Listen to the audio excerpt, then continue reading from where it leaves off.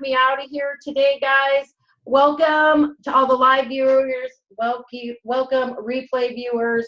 James J is going to do a presentation on crystal energy and how you can feel healthier and have more peace and serenity. James, take it away. Hey, Brenny, my good friend Brenny. Yeah, the reason I wanted to come on today was because I just finished a training program with my good friend and teacher, Sean Zenja, who is actually a crystal master. I turn my camera on for a minute so people can see me. And he's a master of using quartz crystals. And he's also been a Feng Shui master practitioner for almost 40 years. Now, my wife Helen and I have also been practicing Feng Shui for about 25, 26 years. And we actually started one of the first schools of Feng Shui in the United States. And we've trained practitioners literally all over the world. We actually go to China a couple times a year. In fact, we've got a China tour coming up, which I'll tell you about in a little bit. But I just wanted to just give a very brief, I don't want to go longer than 15, 20 minutes, but a very brief intro into using dynamic energy crystals in Feng Shui work. Now, if you're not familiar with Feng Shui is the ancient Chinese art and science of bringing a balanced sense of harmony into the home. And we do that by various and sundry means, by moving furniture, creating flow, straightening things up, hanging what we call Feng Shui cures, or actually moving, literally moving walls and doors and that sort of thing. And the theory is that when you have a home that's balanced and harmonious, it brings the good things that you want into life. Now, some of the most powerful objects that we have in the world, in our environment, are natural crystals. Natural crystals form the basis of our entire electronics industry, our entire computer industry. When people talk about a chip, a computer chip, well, that's actually a piece of silica. And silica is the base element in creating quartz crystals. They grow, and they take millions and millions of years to grow. And the thing about the quartz crystals is that they have an inherent energy. As a matter of fact, you can apply pressure to a crystal and it will create a stream, a flow of electricity. So they actually can produce their own electricity. And we found that by bringing Feng Shui crystals into our work, we can really enhance what we're doing. And I did want to show you a couple of the types of crystals that we use in our Feng Shui work. Now, this is a very large, it looks kind of like a rose quartz, but it's actually I think it's a tangerose quartz. And quartz comes in many, many, many different combinations of minerals, so that it can look very different. So we can have smoky quartz, which is a more darker quartz in nature. Here I have a necklace that's made from smoky quartz. Very, very beautiful. Actually, no, that's amethyst. Sorry. I looked at it in the dark, and it's amethyst. And this is a type of quartz as well. It just has a violet glow. In fact, amethyst has been called the drinking stone because in ancient times, if you wore amethyst or even put amethyst stones in your drink, you would not get a hangover. So think about that tonight, happy hour. So we can have smoky quartz, which is a darker quartz. We can have rose quartz. Here I have a nice rose quartz necklace. And the reason I'm showing necklaces is because you can actually use quartz crystals to enhance your own personal qi, which we call in Feng Shui life force, or qi. So the different types of quartz have different qualities to them. This is a beautiful pink hue. And then, of course, there's lapis, which is not a type of quartz. It's a different stone, but also has healing properties. And then I know one of Brenny's favorites, citrine. Citrine is a beautiful yellow color. And looks kind of like this. It's a very beautiful yellow. And citrine has often been called the merchant stone because citrine is said to call in money and prosperity. As a matter of fact, if you stick with me until the end of this presentation, which I said is going to be short, don't worry, because I know people are burned out on sitting 2-hour webinars, so I'm trying to keep it 15, 20 minutes. You'll have the opportunity to receive a free citrine crystal mala. And we call them malas because it's a prayer bead, but a lot of people wear them for fashion. And this one's exceptionally beautiful because it has amethyst mixed in with the citrine. So you wear it for good health, and you also wear it for money, to make money. So anyway, moving along. The crystal you see in this picture was placed in a missing area of a home. Now, in Feng Shui, we use something called the Ba Gua. And if there's an area of the home that's missing, we need to do something in order to fill that area in, either energetically, which means we do something on a transcendental level by placing an object, or we do something that's more reasonable, what we call mundane, and that means if it's missing, you build the walls and you just fix it. But of course, most of the time we're going to be using these transcendental cures, these metaphysical cures. Now, by placing this pointed crystal pointing up in a missing wealth corner, that's going to send this massive amount of natural current straight up into the air to really build that area up. So a lot of times you can use Feng Shui to enhance, or you can use the crystals to enhance whatever style of Feng Shui you're using, whether it's BTB Feng Shui, compass Feng Shui, flying star Feng Shui. We have a really great method of gridding out a flying star pattern.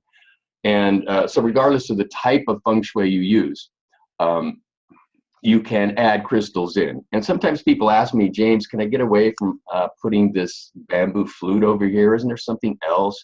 Or can I get away from putting, a classic one is a 3-legged toad, what they call a money frog. And sure, there is. You can use natural, beautiful crystals to take the place. And not only are the cures we use in Feng Shui powerful because we imbue them with our intention, but the crystals already have an innate power to begin with. So just by placing a crystal in a location, you can create that sense of harmony and also that sense of cleansing the environment. Now here, if you look closely, you see 2 beautiful rose quartz boulders, really. Now, rose quartz does not come as points. So the rose quartz you see that's pointed will actually be cut and polished. So rose quartz is an amorphous shape. So it grows in giant rocks, crystals. But it's a very beautiful stone to use, especially for relationships. So we have an area in our home that we call the relationship corner or the marriage corner. And by placing these 2 beautiful rose-colored crystals in that corner, we can enhance this relationship that we have.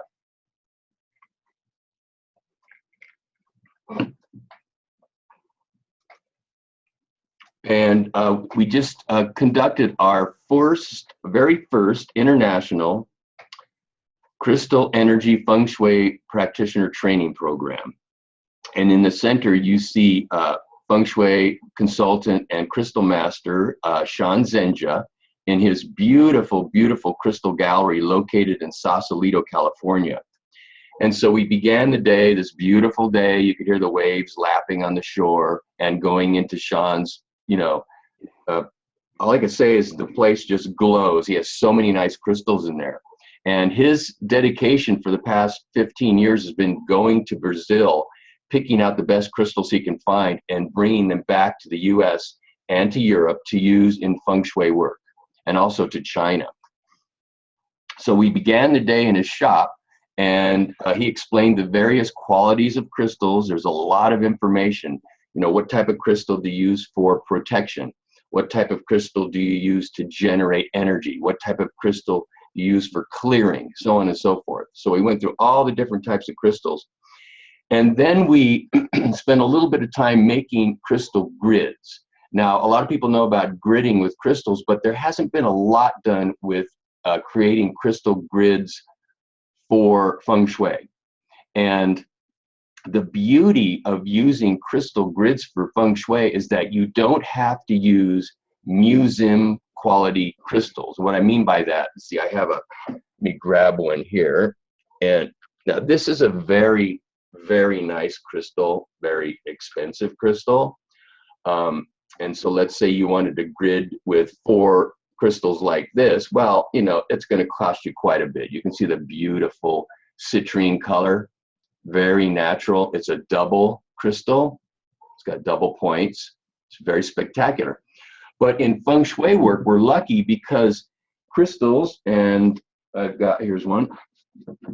You can use these giant quartz crystals, which aren't as cosmetically stunning as the specimen quality ones, but they have just as much, if not more, energy.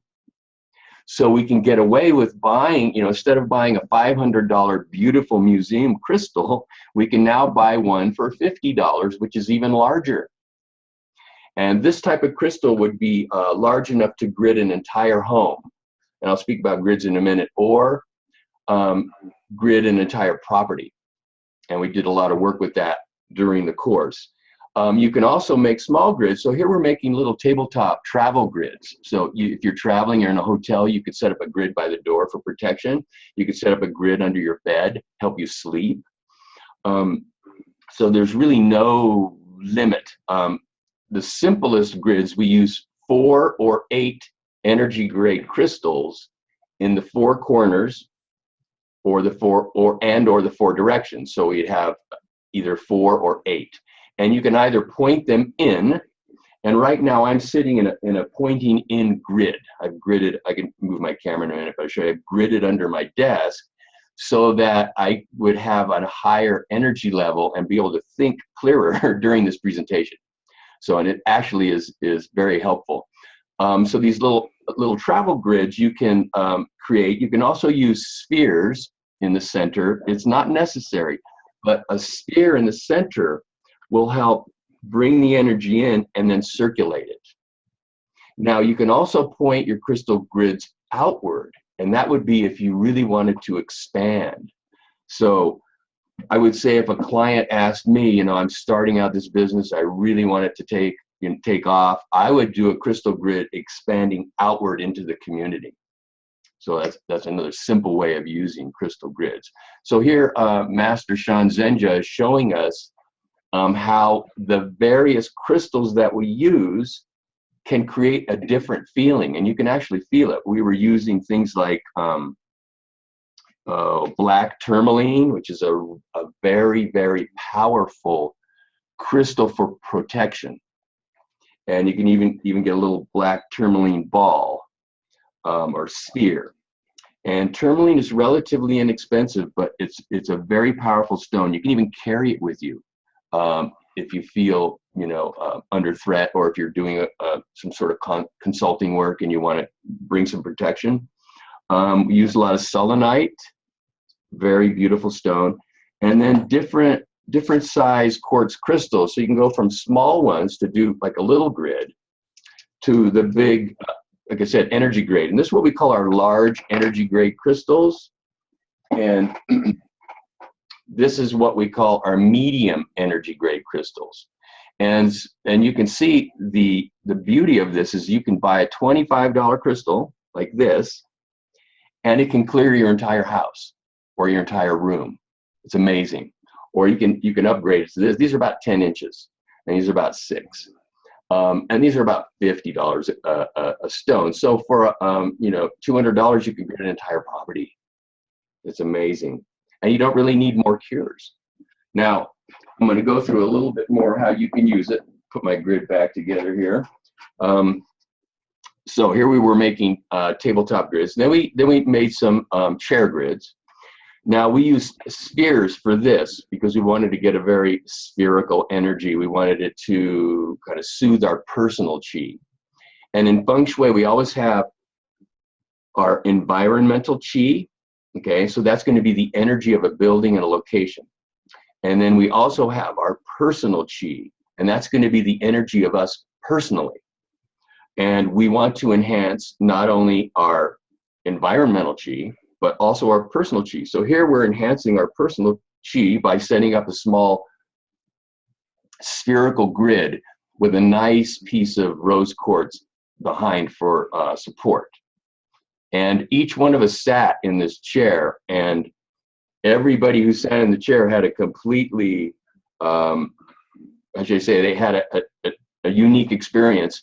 And then when we changed the stones, they again had a different experience. So you could tell by the type of stone whether it made you feel uplifted.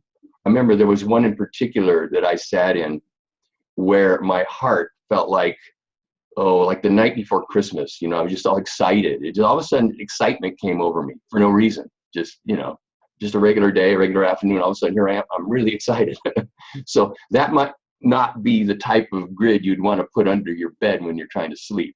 You would want something that would be more, you know, subduing in nature. I brought up the Bagua. This is one of our basic Feng Shui tools that we use. It delineates the 8 different areas of our life, such as wealth, recognition, marriage and relationships, children, benefactors and support, our career or our path in life. Then we have our awakening, our knowledge, our self-cultivation, and our family, and then back to wealth. And so we can actually enhance any portion of this Bagua by utilizing natural crystals. And I'm not going to get too deep into that. I mean, you're certainly welcome to take our training, and we don't have any dates right now, but they will be posted at the links I deliver at the end. And really get to, you know, feel for the crystals and be able to designate which crystals are best where. So as I mentioned, you could do a grid on your entire property, and we happen to do that down on a large property down in Marin County in California. And we set up the grid, and then and that was just one very large double terminated energy grade citrine crystal in each of the 4 corners. And citrine is a very powerful stone, and it's a rare stone. It's rarer than just clear quartz. But like I said, it was energy grade, so it wasn't the, you know, the museum quality like you see here. It was more, you know, rough in nature, but man, people could really feel the difference on the property the next day. And just a little anecdote, the reason I got into crystal energy Feng Shui in the first place was because I was teaching one of my CFSP, Certified Feng Shui Professional Training programs in Seattle last year. And Sean had sent me a grid to grid the location, and it arrived on the day of the class, so I didn't really have time to unpack it. Actually, I had to go to the post office and get it and then set it up. But I noticed in the place I was renting to hold the class that I pulled out an electromagnetic field meter, a Gauss meter, and the whole house registered way off the scale. I mean, this, in some places, some municipalities, some countries, the place would be condemned. The electricity was so high. And I was like, oh, great. Here we are. I'm teaching Feng Shui in a house that's frying, you know, literally. That morning, the morning session, I looked over at one of the participants, a young woman, and she was, you know, holding her head, looking down and rubbing her head. And I said, do you have a headache? She goes, yeah, I've got a migraine. And I said, do you get that often? She goes, no, not really, but it just ruins everything, you know. I said, well, if you need to, like, take some time, lie down or whatever. And she said, no, I'll soldier through. You know, I've got some ibuprofen. I'll do as best I can. And then we broke for lunch. And while we were out at lunch, I set up a grid in the house. So I used a large energy grade crystals, and I set one in each corner of the home pointing in. No, actually, I pointed them out because I wanted it to clear out that EMF, that electromagnetic radiation. So I pointed them out in each corner. Actually, I did put a large sphere in the center as well. So everybody was out to lunch. They come back to lunch, and this young woman walks in the door and goes, wow, what happened? And I said, what do you mean? She goes, as soon as I walked in, my headache went away, and it was replaced by this like light feeling. And I went, well, I just set up a crystal grid. It was one of the first grids I'd ever done. So I was like, okay, I believe in it. So because it has that energy, it's not necessarily you have to believe in it. It's a physical fact that quartz creates an energetic field. And a lot of times when people work in high electromagnetic radiation fields, by wearing quartz crystal, now you don't have to wear a big thing like this, but if you could wear like a pendant. This is a amethyst pendant, or one of the mala necklaces or bracelets that I was mentioning, that I'm going to give you one free at the end. That will actually help protect you in that field. Now, it's always better to get out of the field if possible, but that's not always possible. So if you can't remove yourself from the field, then you can bring quartz in to counteract that. And this is generally where the areas are in the Bagua. And you could simply, literally set up a grid in the whole house, and you could set up a grid in each of the 8 or 9 areas of the Bagua. Or you could pick the whole house and maybe 1 or 2 or 3 problem areas in your life. So for instance, if you're having wealth problems, which seems to be the big one everybody brings up, if you're struggling financially, you could use the big energy grade crystals, 1 in each corner. And then in the wealth corner, you could create just a simple grid, maybe even just using smaller, these are actually quite nice amethyst crystals, a small 4-grid crystal grid just in the wealth area. And you determine that by this diagram. Or you could grid that, if that falls within a room, then you could grid that entire room. Okay, so you'd have a house grid and a room grid. And we call it the micro Bagua and the macro Bagua. So the macro Bagua is your entire house, your entire property. And the micro Bagua, you can bring it down to just a room, or even just your bed, or like I'm doing right now, I'm sitting in the middle of a grid under my desk. So there's a lot of ways you can do it. Now, another important thing we do in Feng Shui is that if we have a client that complains of, let's say, ongoing stress, ongoing illness, chronic fatigue, chronic disease, we will often douse around the perimeter of the building to see if we can find any of these things we call zones of noxious energy. And noxious energy zones can be anything from an earthquake fault running under the house, underground flowing water. It could even be in pipes. I did a house once, they were above a stream and didn't know it. It came in a mile behind the house and exited a half-mile down the road, and they didn't know they were right on top of a moving body of water. So other things, you have fractures, changes in material.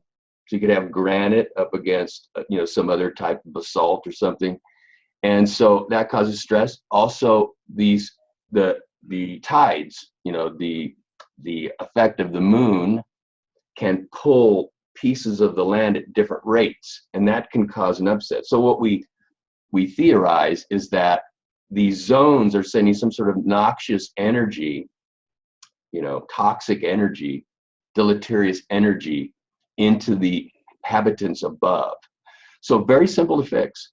But the first thing you have to do, and there's a lot of people you can learn dowsing from. One that comes to mind is Richard Feather Anderson, a very, very famous dowser, a very good teacher. I highly recommend him. I studied with him quite a bit. But these are dowsing rods. And so you can simply walk the perimeter of the house, and once you're used to using the dowsing rods, they'll either cross or they'll open or they'll do something funny when you cross one of these lines. And once you cross a line, so here we can use the dowsing rods at the bottom. We could also use a pendulum. A lot of you are familiar with pendulum dowsing, and I really prefer to use a pendulum with a natural crystal. Here we have one with a Bagua. So for you Feng Shui practitioners, if you want one of these, drop me an email. It's got the ever-changing bagua. It's got the ladder heaven bagua, so you can walk in any location and see where the trigrams lay. It's also got a very powerful talisman on the back for protection. So it's very cool. But the natural crystal, that's the key. And you can douse to find these lines as well. I prefer to use the rods to find lines because it's very direct. I don't have to ask as many questions.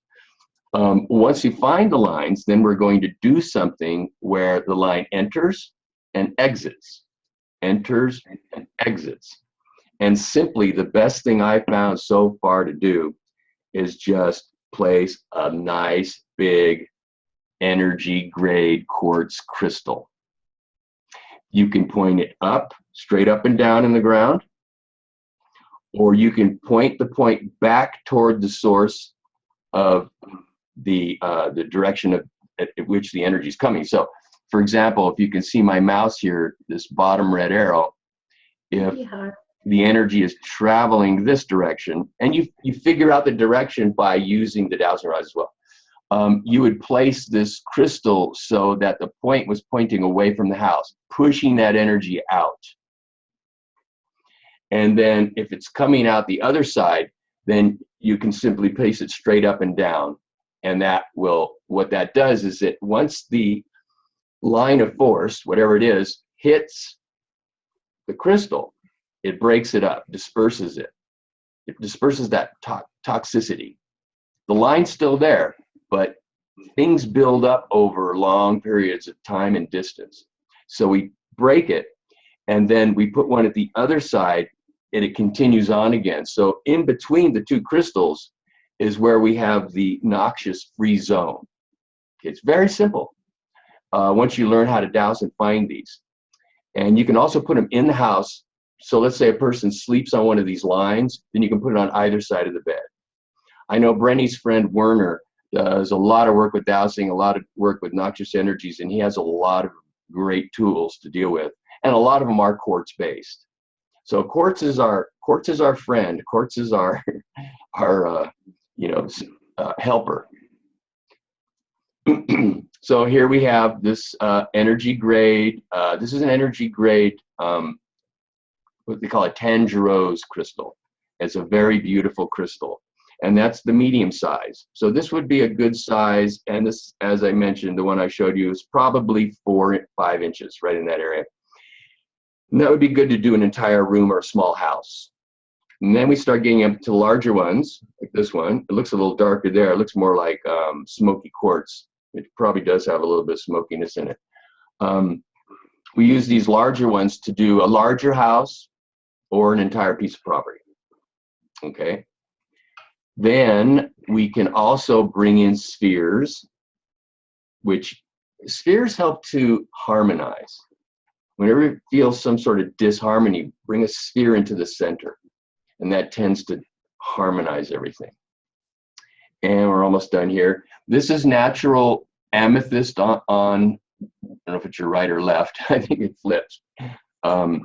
But that's the violet color is natural amethyst, and then we have natural citrine right next to it as geodes.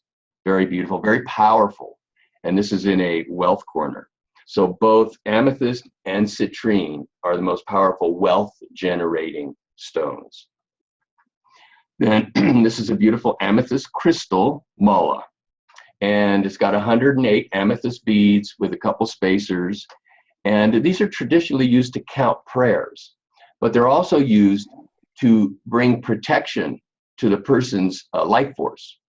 So you'll always see, and I've gone to China like 27 times now, and whenever you meet a monk or a nun in Tibet as well, they always are wearing a mala. It's called a mala, M-A-L-A. And they can either count their prayers or they wear it for protection. And depending on what type of energetic they want to invoke, that would be the stone that they would use. Or they could use wood. A lot of times I like to use wood too. And people say, well, you're talking about all these crystals and now you got wood. Well, wood has energy as well. It's just not quite as powerful as quartz. But it's a natural, plants have energy as well. And just a couple more. And this is black agate, very, very beautiful. I love this one. Very beautiful. This one is what we call blue chalcedony. Chalcedony is another type of quartz which is used a lot for healing. So it'll bring a real sense of healing. And this one is also a wealth one because it has fish. See these little silver fish? And then it has a money bag or a wealth bag. And you notice you can wear these either as wrap around bracelets because they're a little bit stretchy, or as a very elegant necklace. I mean, they are stunning, really. And this is the citrine one. Now, since you made it all the way, I would like to give you a citrine mala for free. All you have to do is pay for the shipping. And here is the address where you can find crystal grids, both medium and large. So depending on the size you have, we have our crystal grids there. We also have the free mala. Let me just click through it, make sure it works. Probably stop sharing my screen. Yeah. Can you see that, Brittany? It's just spinning right now. Okay.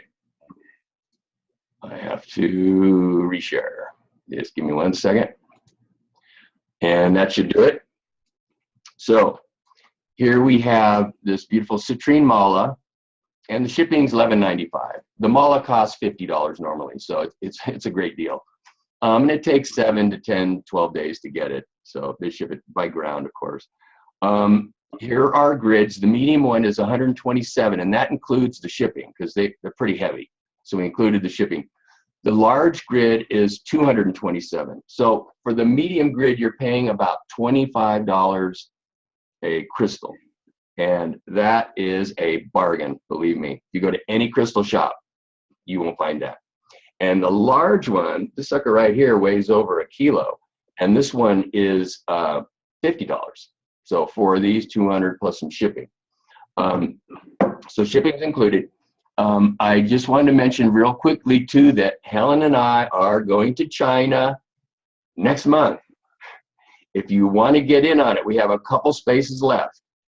And we'll still extend the early bird discount because we want to get, as many people as we can to come and join us and have a ball. Brenny knows, she can attest, it is fun. And you learn Feng Shui. And you can see friends for life. Yeah, and you can see now too in China how crystal crazy they are. Like all the Feng Shui in China now is absorbing crystal energy. So it's a new, it's kind of a new ripple in the force field of Feng Shui.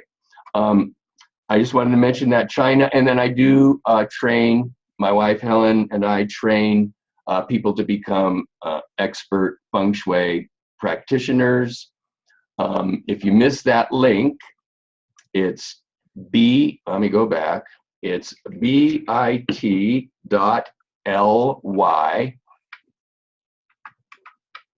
Get there. bit.ly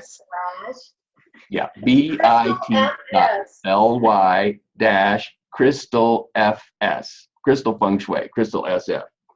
And if you want the citrine, I would recommend getting as quickly as possible because it's a limited quantity for the free ones.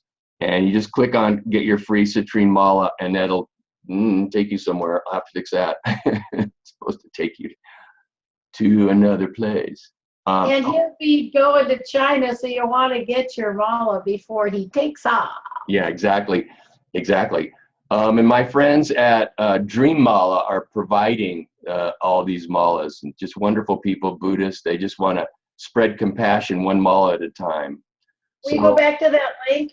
Yeah, I will. And I'll fix this link so it'll work. So welcome to technology, people. That'll be fixed.